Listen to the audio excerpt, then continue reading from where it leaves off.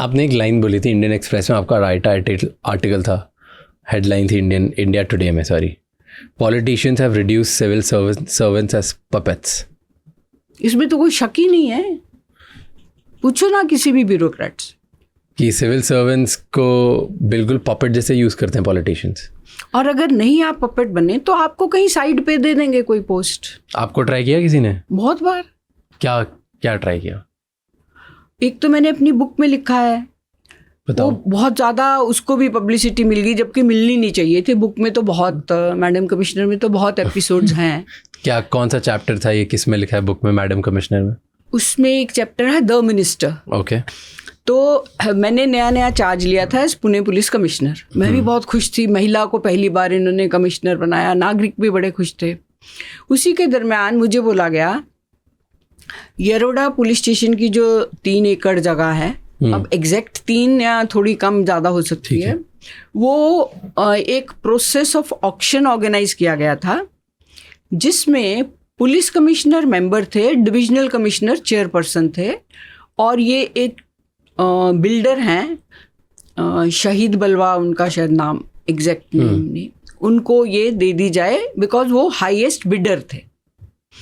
और सब नागरिकों को पता है, सब पॉलिटिशियन को पता है, ये बिडिंग प्रोसेस जो होते हैं ना, ये सारे मैनेज्ड होते हैं।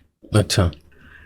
तो मेरे को स्टाफ ने ही ब्रीफ किया, मैंने तो नया ही चार्ज लिया था कि ये 3 एकड़ हमको चाहिए, क्योंकि हमारे पास पुणे पुलिस के पास स्टाफ के क्वार्टर्स नहीं है, और शहर तो बहुत बड़ा बढ़ रहा है, पुलिस स्ट्रेंथ भी बढ़ेगी, इनएडिक्वेट हाउसिंग। और उस टाइम पे 2 नए ऑफिसेज सैंक्शन हुए थे, additional CP north and additional CP south. उनके ऑफिसेज बनाने हैं, उनके स्टाफ के ऑफिसेज बनाने हैं। तो ये 3 एकड़ जगह मैंने कह दिया आपका ऑक्शन हो गया, आपने 1 एकड़ 1 करोड़ उनसे एडवांस भी ले लिया, बट मुझे तो लगता है कि ये जगह हमको ही रखनी चाहिए, कल हमें कौन देगा जगह, and it is central to Pune. तो उस टाइम ने मुझे बुला के बोला कि नहीं, ये सारा प्रोसेस खत्म हो गया है, अब आप इसको हैंडओवर कर दो। तो मैंने कहा सर मैं तो नहीं कर पाऊंगी। तो वो थोड़े नाराज़ हुए। तो ये मैंने अपनी बुक में लिखा है।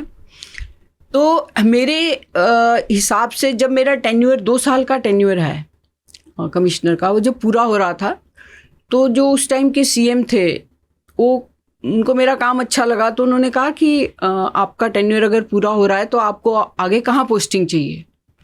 तो मेरे हस्बैंड और बच्चे पुणे में थे, तो मैंने कहा सर पुणे में क्राइम जो सीआईडी क्राइम है, जहाँ मैंने जलगांव सेक्स स्कैंडल भी हैंडल किया है, तो वो पोस्ट वेकेंट हो रही है, आप मुझे वो दे दीजिए। बोले अच्छा, और रख दिया फ़ोन उन्होंने। थोड़े दिन बाद उनके ऑफिस से फ़ोन आया कि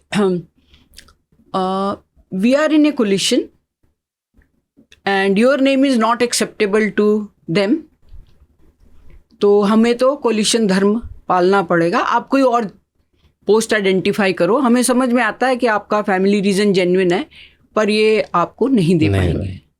तो ऐसा मतलब होता है, और this is a known fact कि अगर तो आपने उनके कहने पे काम किया तो आपको पोस्टिंग, आपको जो चाहिए या जो उनको चाहिए वहाँ दे देंगे, अदरवाइज निकाल नहीं पाते। सिविल सर्विसेज का स्ट्रेंथ ये है कि they can not throw us out. क्यों?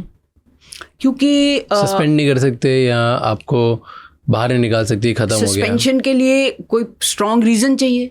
अगर वो कह देते मीरा बोरवणकर को सस्पेंड कर रहे हैं क्योंकि उसने 3 एकड़ जगह नहीं दी, तो मैं कोर्ट में जाती ना। So luckily in India courts are still our saviors. Thank you so much for watching this clip till the end. For more such amazing, insightful clips, please subscribe to our channel.